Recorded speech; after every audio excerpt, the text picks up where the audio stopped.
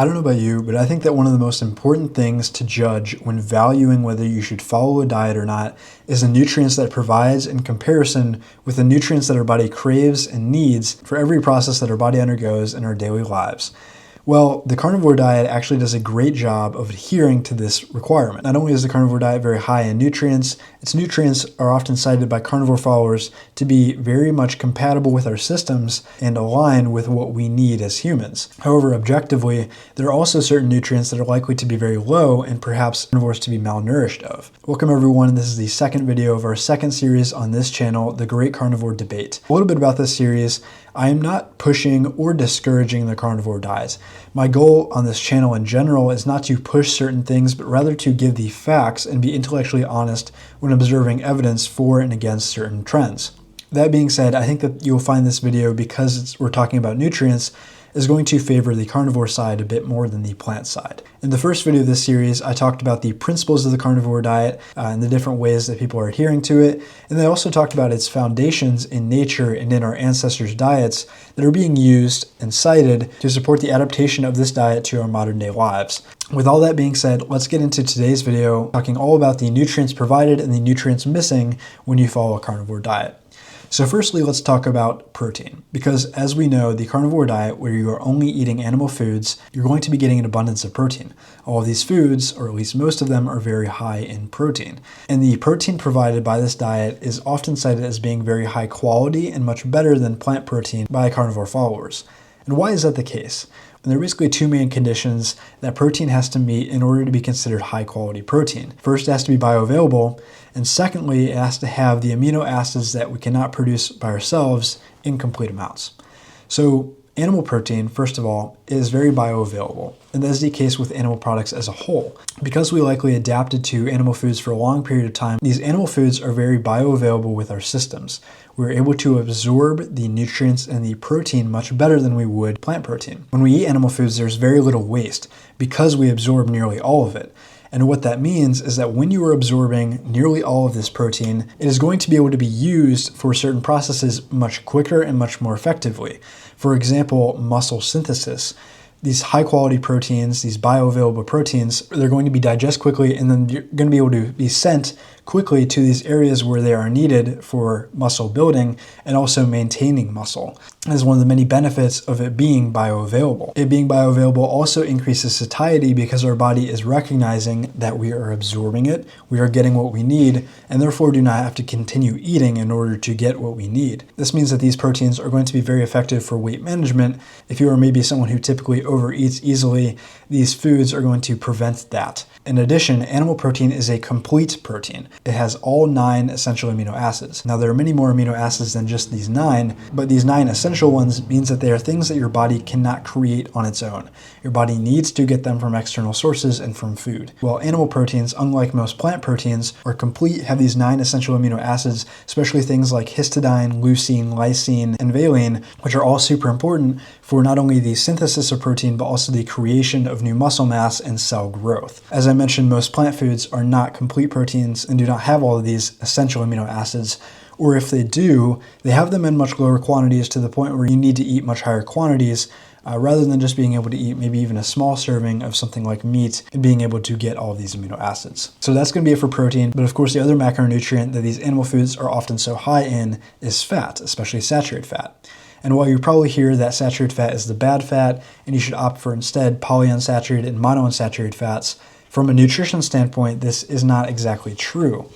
Polyunsaturated and monounsaturated fats, often found in plant foods and in lesser quantities in animal foods, do not contain as many fat-soluble vitamins. Fat-soluble vitamins include A, E, D, and K.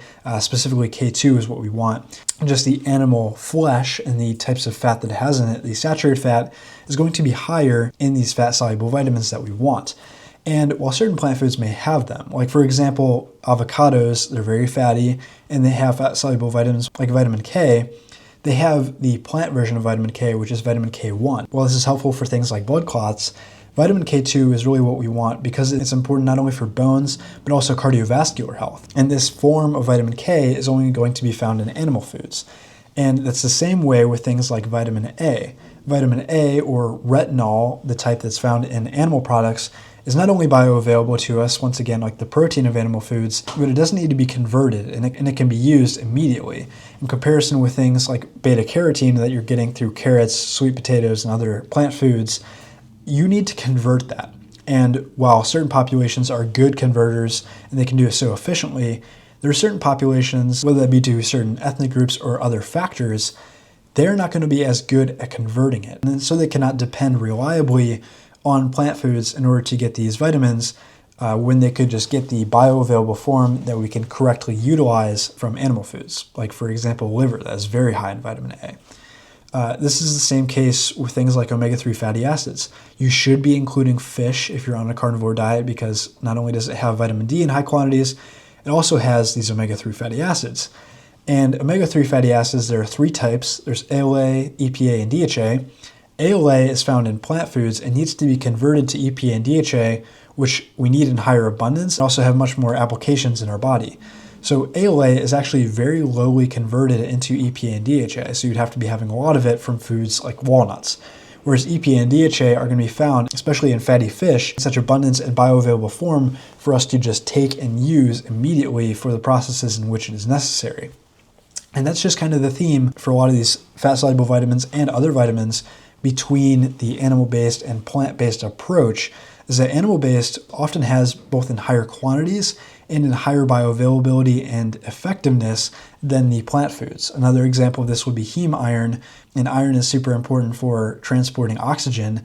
Well, heme iron from especially things like liver, but also just red meat in general, is much more bioavailable than that from, say, spinach, which we're told is such a good source of iron. So if we're looking at the nutrient quality and bioavailability, of course the win is going to go to the carnivore/animal-based side, because not only are you getting them in abundance, but again, bioavailable forms. There are also just other minerals or nutrients that are found in animal foods in high quantities that are just either not found in at all in plant foods, or just in lesser amounts. Like zinc and selenium, these are mostly going to be found in fish, in things like oysters, but these are super important not only for testosterone, but also growth development and other factors as well. Vitamin B12 is a huge one because it's just not found in plant foods. And vitamin B12 is so essential for our brains and preventing cognitive dysfunction and decline. So this diet being claimed as nutrient dense is true and does hold up when you look at what it contains. However, there's the other side. What is this diet missing? And the big one, the most obvious, is going to be vitamin C, which is a water-soluble vitamin most commonly found in things like fruits. And vitamin C is essential not only for our immune function, but also preventing against, I'm sure you've heard, certain conditions like scurvy. And vitamin C is also just important for collagen synthesis, and so it's often taken with collagen, which is super important for skin health. And vitamin C is just almost not present at all in animal foods, unless you are eating them fresh, which I guess is kind of the debate there, is that if you are eating these foods, whether they be like rare or even raw, especially in organ foods, they do contain vitamin C in smaller amounts, of course, than plants and fruits, but still they do contain it. That's why certain populations, like the Inuit, who only rely on raw meat and raw fish, are able to survive and able to function properly because they're eating the fresh meat and able to get the vitamin C in that way. But if you are a standard carnivore and you are following the diet strictly, you are cooking your food, you are very unlikely to be getting enough vitamin C, if any at all. I think it's a huge risk if you are following a cooked carnivore diet. Fiber is also absent. Of course, that can have a lot of issues for your digestive systems. As I talked about in the previous series, which was all about fiber, I did mention that if you are following a diet without fiber and you're not eating fermented foods, or again, maybe even like the raw foods where you're getting the raw bacteria, your gut microbiome is very likely to kind of collapse. So when following this diet for a long period of time, that is something totally to watch out for, and I think a big concern really. And then the final one that I want to talk about is magnesium.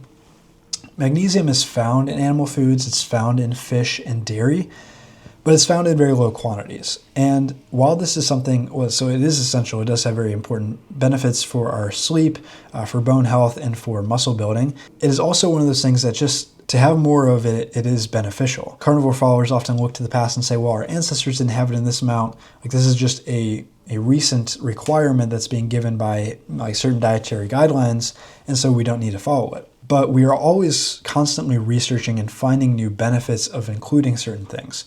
whether that be antioxidants that are present in plants and fruits, or that be things like magnesium that we can get enough of on a carnivore diet, but just have more benefits and really only positive results from getting more of. Again, I think that's definitely an argument to be had against the carnivore diet, as it could be a possible deficiency, and then also maybe just something that you'd want in higher quantities.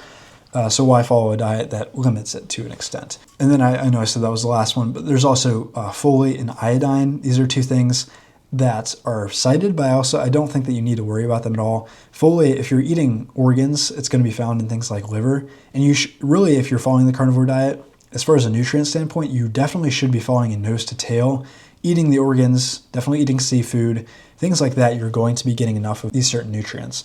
And then in the long term, I also think that you should be including dairy, because things like iodine are going to be found in high quantities in dairy. So if you're doing this diet long term, including things like that will just prevent deficiencies in those nutrients that are super important, not only for brain health, but also for thyroid health, both of which are crucial to your overall health. With that being said, that's really all I wanted to talk about as far as the nutrients on this diet and the potential deficiencies. I know I didn't mention carbohydrates and fat, as these animal foods are very high in fat and low in carbohydrates. It's going to be another video later in this series where I'll talk about the difference between carb and fat adaptation so that you can really understand that. As far as the next video, I'm going to be talking about carnivore diets and cardiovascular disease, which I think will be super interesting. Make sure to check that one out. I think you'll enjoy it. Thank you all for watching, and I hope to see you then.